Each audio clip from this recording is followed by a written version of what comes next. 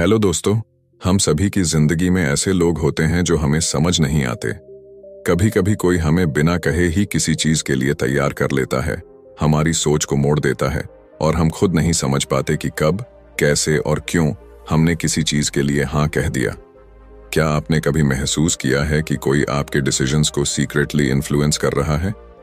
क्या कभी ऐसा हुआ है कि किसी ने आपकी इमोशंस का ऐसा इस्तेमाल किया कि आप अपनी ही जिंदगी में बेबस महसूस करने लगे? Welcome to the world of dark psychology, एक ऐसी दुनिया जहां इंसानी दिमाग को इस तरह समझा और मैनिपुलेट किया जाता है कि इंसान को खुद ही एहसास नहीं होता कि वह एक इनविजिबल ट्रैप में फंस चुका है। एमी ब्राउन की किताब dark psychology, secrets and manipulation इसी रहस्यमयी दुनिया के बारे में बात करती है। यह किताब उन छिपे हुए साइकोलॉजिकल टेक्निक्स और स्ट्रेटजीज को सामने लाती है जिनका इस्तेमाल दुनिया के सबसे चालाक और चालबाज लोग करते हैं, चाहे वह पॉलिटिशियंस हों, सेल्स एक्सपर्ट्स हों या फिर वो लोग जो सिर्फ अपने सेल्फिश मोटिव्स के लिए दूसरों के दिमाग से खेलते हैं। इस वीडियो में हम इस किताब का डीप एनालिसिस करेंगे, इसकी हर स्ट्रैटेजी को डिकोड करेंगे और आपको यह समझाएंगे कि कैसे लोग आपकी साइकोलॉजी को हैक करके आपको अपनी मर्जी से चलाने की कोशिश करते हैं।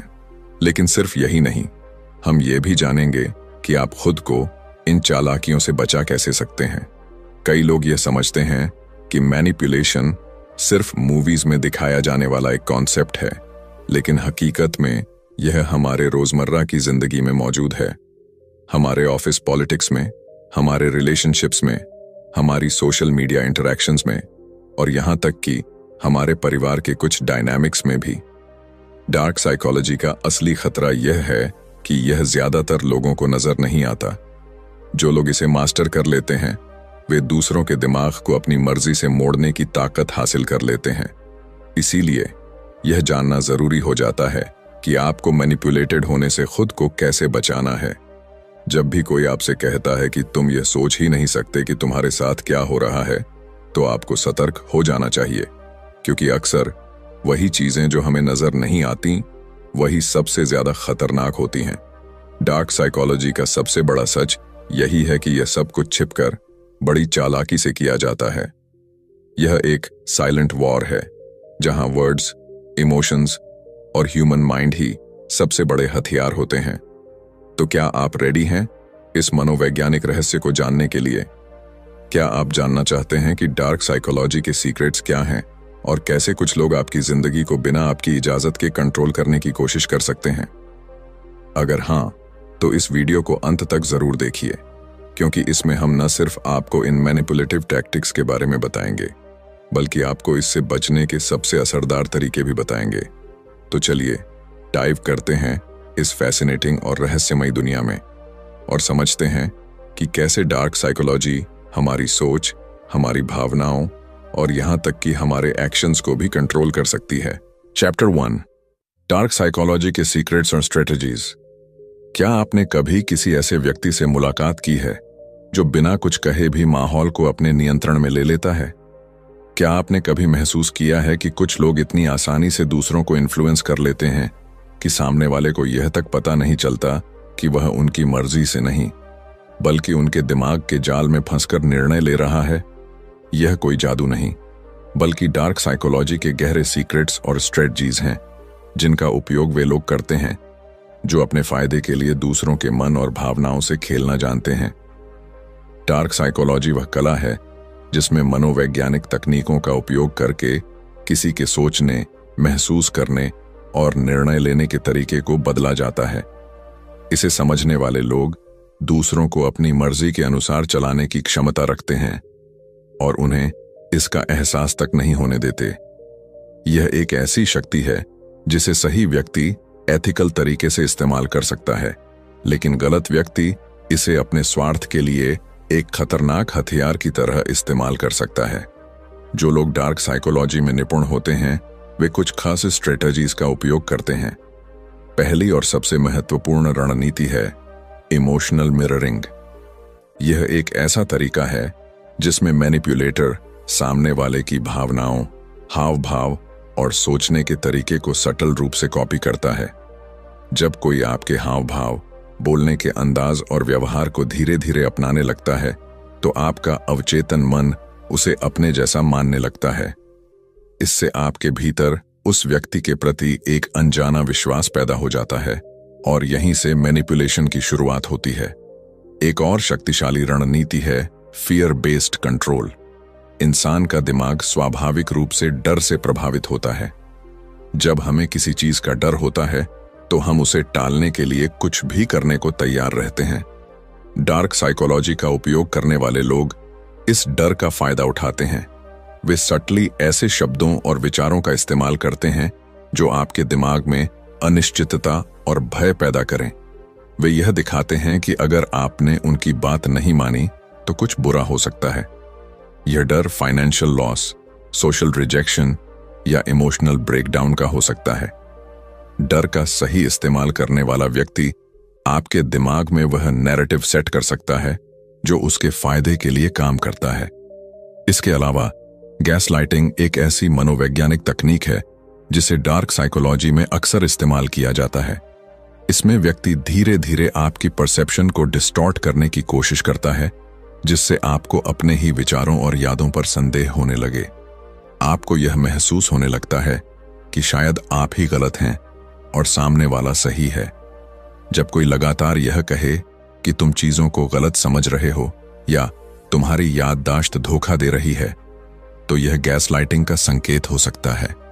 यह तकनीक इतनी खतरनाक होती है कि व्यक्ति अपनी ही सोच पर शक करने लगता है और पूरी तरह से मैनिपुलेटर पर निर्भर हो जाता है। डार्क साइकोलॉजी का एक और छिपा हुआ रहस्य है गिल्ट ट्रिपिंग। यह एक ऐसी तकनीक है जिसमें व्यक्ति दूसरे के अंदर अपराध बोध की भावना जगाता है ताकि वह उसकी बात मानने को मजबूर हो जाए। उदाहरण के लिए, अगर कोई यह कहे, अगर तुम मेरी मदद नहीं करोगे तो मैं बहुत परेशान हो जाऊंगा, या अगर तुमने मेरी बात नहीं मानी तो यह दिखाएगा कि तुम्हें मुझसे कोई फर्क नहीं पड़ता, तो यह गिल्ट ट्रिपिंग का एक उदाहरण है। यह एक सटल लेकिन बेहद प्रभावी तरीका है जिससे लोग दूसरों को अपने नियंत्रण में रखते हैं। डार्क साइकोलॉजी के इन सीक्रेट्स का इस्तेमाल सिर्फ व्यक्तिगत रिश्तों में ही नहीं बल्कि बड़े स्तर पर भी किया जाता है। राजनीति, बिजनेस, मार्केटिंग और सोशल मीडिया में भी यह तकनीकें अपनाई जाती हैं। कंपनियां अपने प्रोडक्ट्स बेचने के लिए लोगों के मनोविज्ञान को समझकर विज्ञापन तैयार करती हैं। वे स्कैरसिटी का डर दिखाती हैं, लिमिटेड टाइम ऑफर या स्टॉक रनिंग आउट फास्ट, जिससे ग्राहक इंपल्स में आकर तुरंत निर्णय लेते हैं। इसी तरह कई नेता जनता के इमोशंस को कंट्रोल करके अपनी रणनीतियों को सफल बनाते हैं। डार्क साइकोलॉजी की सबसे खतरनाक तकनीकों में से एक है आइसोलेशन टेक्निक। इसमें मैनिपुलेटर धीरे धीरे अपने शिकार को बाकी दुनिया से दूर करता है ताकि वह पूरी तरह से उसके कंट्रोल में आ जाए। वह यह महसूस कराता है कि बाकी लोग भरोसेमंद नहीं हैं, सिर्फ वही व्यक्ति सही है। जब कोई व्यक्ति अकेला महसूस करता है तो वह मैनिपुलेटर की बातों पर और अधिक निर्भर हो जाता है। यह तकनीक अब्यूजिव रिलेशनशिप्स और कल्ट्स में अक्सर देखी जाती है। यह सब जानकर शायद आपको लग रहा होगा कि डार्क साइकोलॉजी का उपयोग केवल बुरे लोग करते हैं, लेकिन सच्चाई यह है कि यह सिर्फ एक मनोवैज्ञानिक टूल है जिसे कोई भी सही या गलत तरीके से इस्तेमाल कर सकता है। यदि आप इन तकनीकों को पहचानना सीख जाएं, तो आप न केवल दूसरों की मैनिपुलेशन से बच सकते हैं बल्कि खुद को मेंटली स्ट्रांग भी बना सकते हैं। अब सवाल यह उठता है, क्या आप इन रणनीतियों को पहचानने में सक्षम हैं? क्या आप जानते हैं कि कोई आपके साथ इन टेक्निक्स का इस्तेमाल कर रहा है? और सबसे महत्वपूर्ण बात, क्या आप खुद को इससे बचाने के लिए तैयार हैं? डार्क साइकोलॉजी के रहस्यों को जानना सिर्फ इसलिए जरूरी नहीं है कि आप दूसरों को कंट्रोल कर सकें, बल्कि इसलिए भी कि आप खुद को कंट्रोल करना सीखें। जब आप इन गहरी मानसिक चालों को समझ लेते हैं, तो कोई भी आपको आसानी से मैनिपुलेट नहीं कर सकता। अब यह आपके हाथ में है कि आप इस ज्ञान को कैसे इस्तेमाल करते हैं, एक मेंटल शील्ड की तरह या एक साइकोलॉजिकल वेपन की तरह। Chapter 2, analysing dark psychology. क्या आपने कभी सोचा है कि इंसान के दिमाग में चल रही गहरी चालों को समझने की ताकत अगर आपके पास हो तो आप कितनी चीजों को अपने पक्ष में कर सकते हैं? क्या अगर आपको यह पता चल जाए कि कोई आपके साथ खेल खेल रहा है तो आप उसके जाल में फंसने से पहले ही खुद को बचा सकते हैं? यह सब समझने के लिए हमें डार्क साइकोलॉजी को एनालाइज करना होगा। यह कोई साधारण मनोविज्ञान नहीं है, बल्कि यह इंसानी दिमाग के उन पहलुओं की गहराई में जाने की कोशिश है जिनके बारे में आम लोग सोचते भी नहीं हैं। डार्क साइकोलॉजी यानी मनोविज्ञान का वह क्षेत्र जो पावर, कंट्रोल और इन्फ्लुएंस पर आधारित होता है। यह इंसानों के कमजोर बिंदुओं को समझने, उनकी इच्छाओं और डर को मैनिपुलेट करने और उन्हें एक ऐसी दिशा में ले जाने की कला है जिसमें वे खुद भी यह महसूस नहीं कर पाते कि उनके साथ क्या हो रहा है। यह उन मानसिक तकनीकों का गहन अध्ययन है जिनका उपयोग अक्सर नार्सिसिस्ट्स, साइकोपैथ्स और मास्टर मैनिपुलेटर्स करते हैं। हमारी रोजमर्रा की जिंदगी में हम कई बार ऐसे लोगों के संपर्क में आते हैं जो हमारी भावनाओं के साथ खेलते हैं, हमें गिल्ट ट्रिप में डालते हैं या फिर हमारे डर का फायदा उठाकर हमें अपने अनुसार चलाने की कोशिश करते हैं। कई बार हमें पता भी नहीं चलता कि हमारी डिसीजंस, हमारी सोच और यहां तक कि हमारे इमोशंस भी सटली कंट्रोल्ड हो रहे हैं। लेकिन जब हम डार्क साइकोलॉजी को एनालाइज करना शुरू करते हैं तो हमें यह समझ में आने लगता है कि किस तरह से कुछ लोग हमारी भावनाओं, हमारी सोच और हमारी धारणाओं को मैनिपुलेट करने की कोशिश कर रहे हैं। डार्क साइकोलॉजी को समझने का सबसे पहला और सबसे जरूरी कदम यह है कि हम यह जानें कि आखिर इंसान का दिमाग कैसे काम करता है। हमारे मनोवैज्ञानिक पैटर्न्स, हमारे फियर्स, डिजायर्स और इनसिक्योरिटीज ही हमें वल्नरेबल बनाते हैं। जब कोई हमें अप्रूवल देता है तो हम खुश होते हैं और जब कोई हमें इग्नोर करता है तो हम बेचैन हो जाते हैं।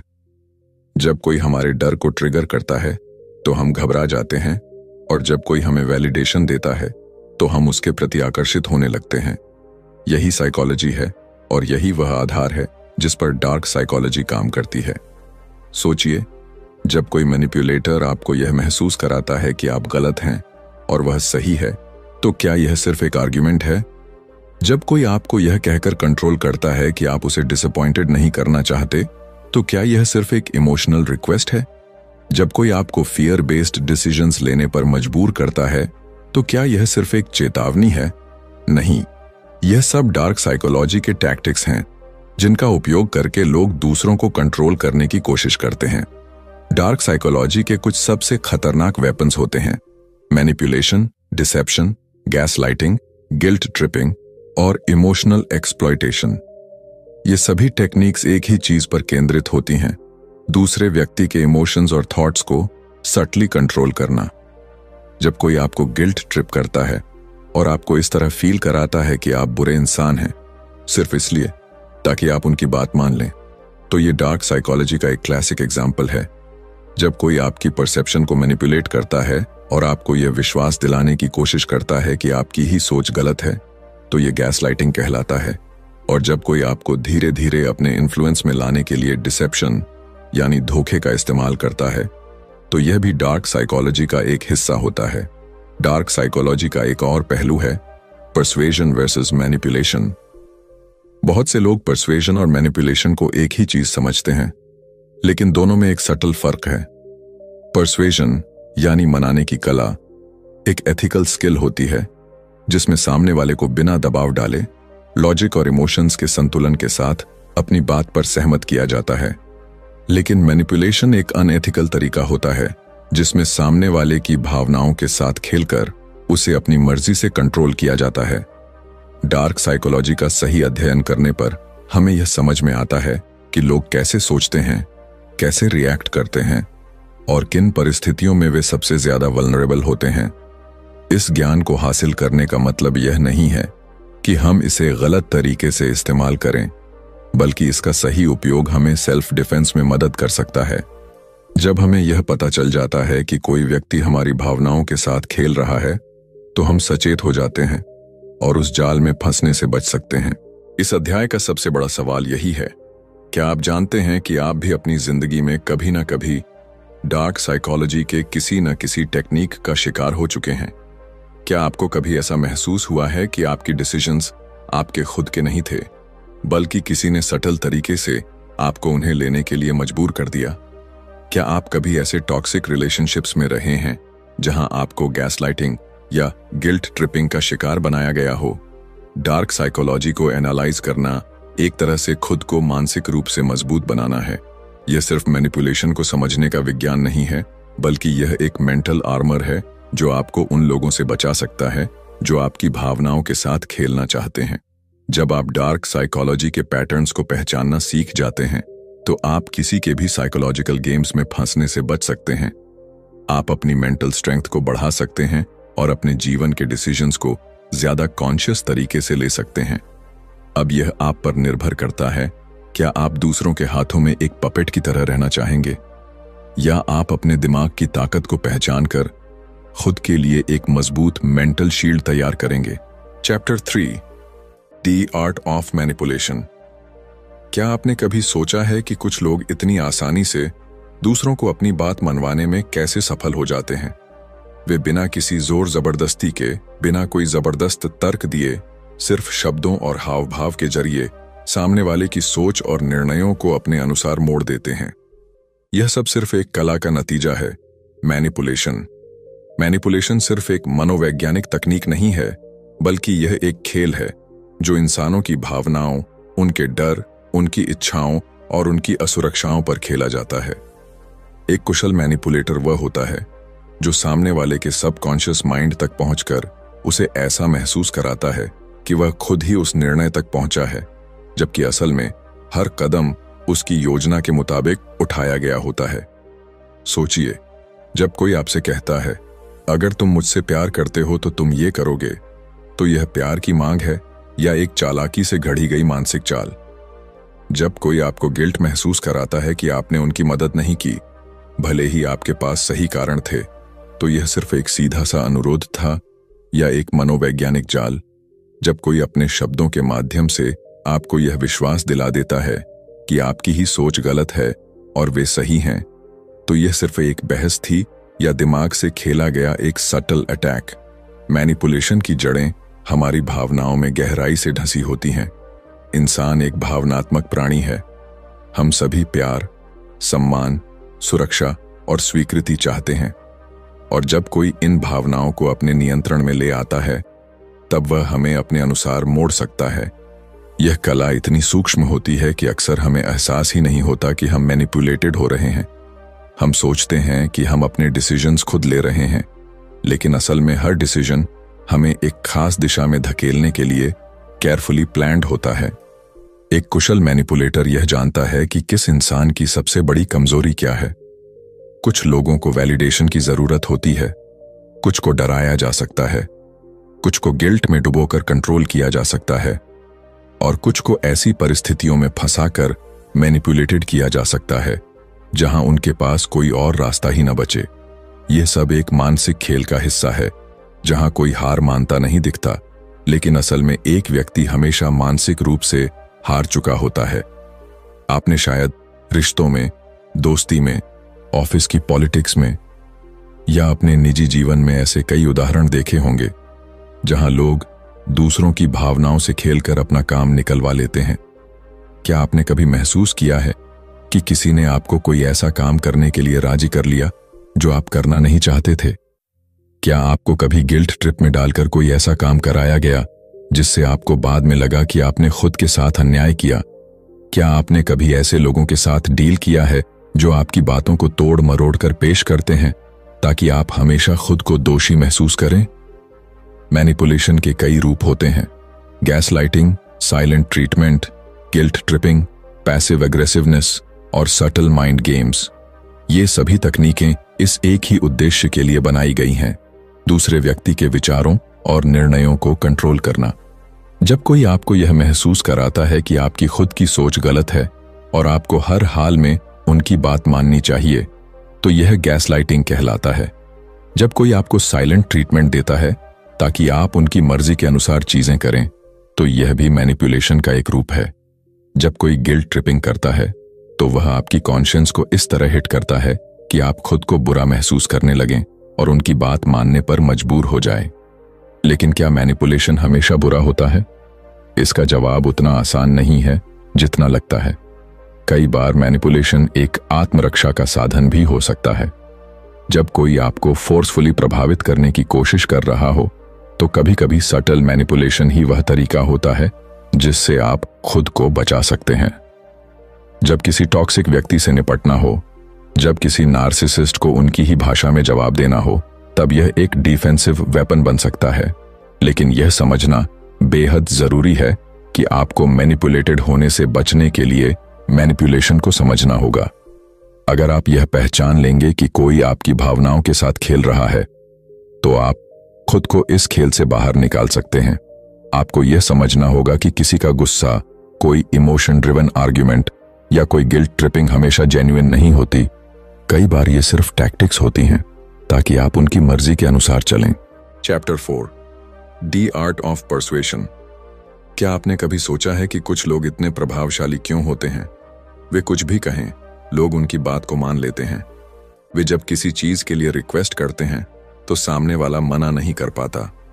उनकी प्रेजेंस में एक अलग ही पावर होती है जिससे लोग उनकी बातों से सहमत होने लगते हैं। यह कोई जादू नहीं है, बल्कि यह है परसुएशन, यानी मनाने की कला।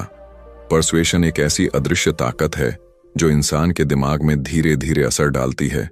यह कोई जबरदस्ती या मैनिपुलेशन नहीं होती, बल्कि यह एक सटल इन्फ्लुएंस होती है जिसमें सामने वाले को यह महसूस कराए बिना कि उसे प्रभावित किया जा रहा है, उसे अपनी मर्जी से आपके विचारों की ओर आकर्षित किया जाता है। एक कुशल परसुएडर वह नहीं होता जो जबरदस्ती करता है, बल्कि वह होता है जो दूसरों के विचारों, इच्छाओं और भावनाओं को समझकर उन्हें अपने पक्ष में मोड़ने में माहिर होता है। सोचिए, जब कोई सेल्स पर्सन आपको एक ऐसा प्रोडक्ट बेच देता है जिसे खरीदने का आपका कोई इरादा नहीं था, तो यह सिर्फ एक अच्छी बिक्री थी या एक प्रभावी परसुएशन टेक्निक? जब कोई नेता अपने शब्दों के जादू से हजारों लोगों को अपनी बात मानने के लिए तैयार कर देता है, तो यह सिर्फ एक भाषण था या गहरी मनोवैज्ञानिक रणनीति? जब कोई दोस्त, रिश्तेदार या सहकर्मी बिना किसी दबाव के आपको अपनी मर्जी से कुछ करने के लिए तैयार कर लेता है, तो यह सिर्फ संयोग था या परसुएशन का प्रभाव? परसुएशन की असली ताकत इसके सटलिटी में छिपी होती है। यह किसी को मजबूर करने का तरीका नहीं है, बल्कि यह किसी के सोचने के तरीके को इस तरह प्रभावित करने की कला है कि वे खुद ही आपके विचारों से सहमत हो जाएं। इसीलिए सबसे सफल लोग, चाहे वे बिजनेस लीडर्स हों, राजनेता हों, सेल्स एक्सपर्ट्स हों या मोटिवेशनल स्पीकर्स, सभी परसुएशन की कला में निपुण होते हैं। इंसान एक भावनात्मक प्राणी है और उसकी हर डिसीजन मेकिंग प्रक्रिया में इमोशंस का बड़ा हाथ होता है। एक अच्छा परसुएडर जानता है कि तर्क, लॉजिक से ज्यादा भावनाएं, इमोशंस लोगों को प्रभावित करती हैं। यही कारण है कि महान पब्लिक स्पीकर्स जब भी कोई बात कहते हैं तो वे केवल तथ्यों पर निर्भर नहीं रहते, बल्कि वे अपनी बात को इमोशंस के साथ जोड़ते हैं ताकि लोग उस विचार को सिर्फ समझें नहीं, बल्कि उसे महसूस करें। अगर आप ध्यान दें तो परसुएशन का सबसे ज्यादा इस्तेमाल हमारी रोजमर्रा की जिंदगी में होता है। जब कोई बच्चा अपने माता पिता से कोई महंगा खिलौना लेने के लिए जिद करता है और बार बार उन्हें मनाने की कोशिश करता है, तो वह अपनी कच्ची उम्र में ही परसुएशन का इस्तेमाल कर रहा होता है। जब कोई बॉस अपने कर्मचारी को ओवरटाइम करने के लिए तैयार कर लेता है बिना किसी ऑफिशियल ऑर्डर के, तो वह परसुएशन का खेल खेल रहा होता है। जब कोई प्रेमी या प्रेमिका अपने पार्टनर को किसी खास निर्णय के लिए मनाने की कोशिश करता है, तो वह भी इस कला का इस्तेमाल कर रहा होता है।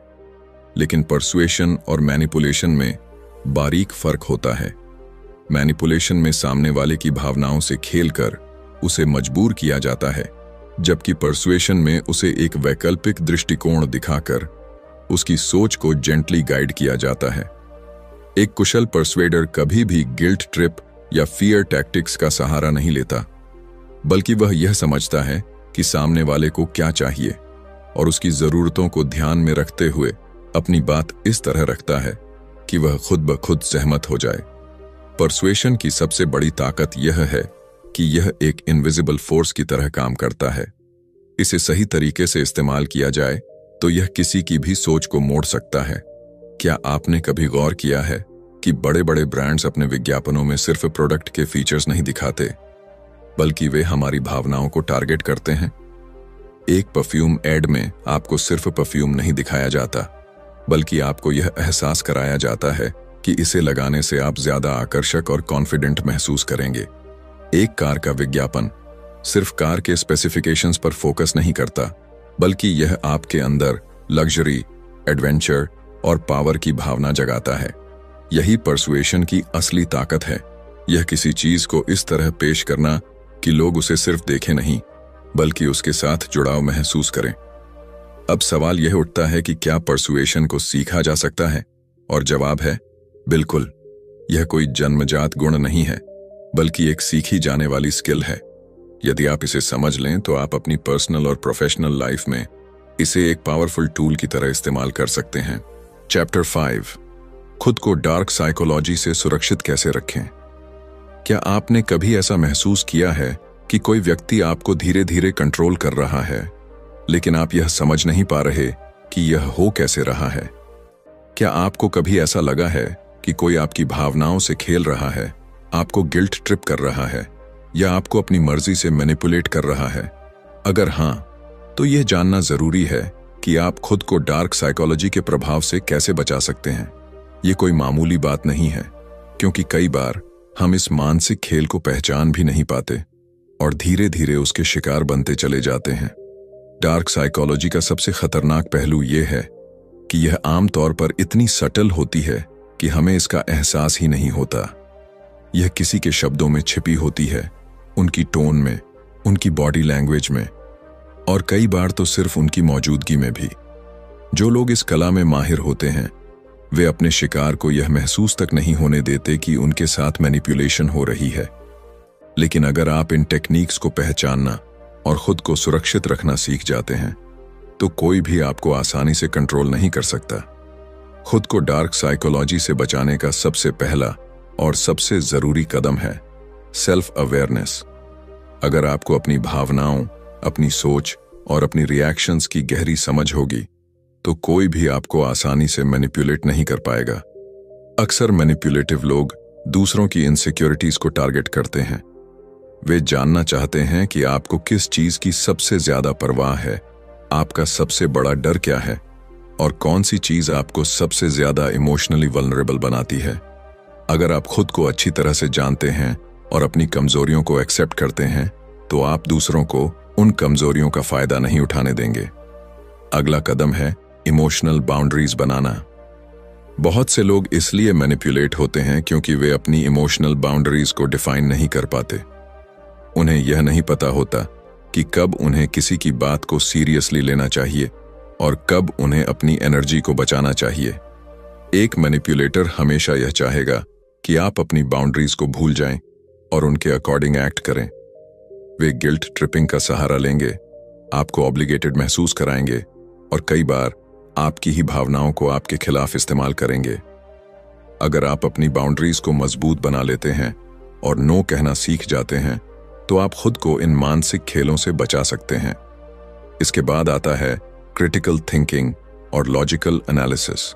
एक मास्टर मैनिपुलेटर हमेशा इमोशंस का इस्तेमाल करता है, क्योंकि वे जानते हैं कि इमोशंस इंसान को सबसे ज्यादा इन्फ्लुएंस करते हैं। लेकिन अगर आप हर चीज को लॉजिकली एनालाइज करना शुरू कर दें, तो आप मैनिपुलेशन से बच सकते हैं। जब भी कोई आपसे कुछ कहे या आपको किसी बात के लिए पुश करे, तो खुद से पूछिए, क्या यह सच में सही है या यह सिर्फ एक इमोशनल ट्रैप है? कई बार सिर्फ इतना सोचने भर से ही हम मैनिपुलेशन के जाल से बच सकते हैं। डार्क साइकोलॉजी से बचने के लिए सबसे जरूरी चीज है असर्टिवनेस। यह एक ऐसा गुण है जिसमें आप अपनी बात को मजबूती से रखते हैं, लेकिन बिना किसी एग्रेशन के। एक मैनिपुलेटिव व्यक्ति तभी ताकतवर होता है जब सामने वाला कमजोर हो। लेकिन जब आप खुद पर कॉन्फिडेंट होते हैं, अपनी राय को साफ तरीके से रखते हैं और बिना दबाव में आए अपने फैसले लेते हैं, तो कोई भी आपको आसानी से मैनिपुलेट नहीं कर सकता। इसके अलावा अपने आसपास के लोगों को समझना भी बेहद जरूरी है। अक्सर जो लोग हमें मैनिपुलेट करते हैं, वे हमारी रोजमर्रा की जिंदगी में ही होते हैं। दोस्त, सहकर्मी, रिश्तेदार या कभी कभी तो हमारे सबसे करीबी लोग भी। वे धीरे धीरे हमें इमोशनल ट्रैप्स में फंसाते हैं और हमें यह एहसास तक नहीं होने देते कि वे हमारे दिमाग के साथ खेल रहे हैं। इसीलिए लोगों के वर्ड्स से ज्यादा उनके एक्शंस पर ध्यान देना जरूरी है।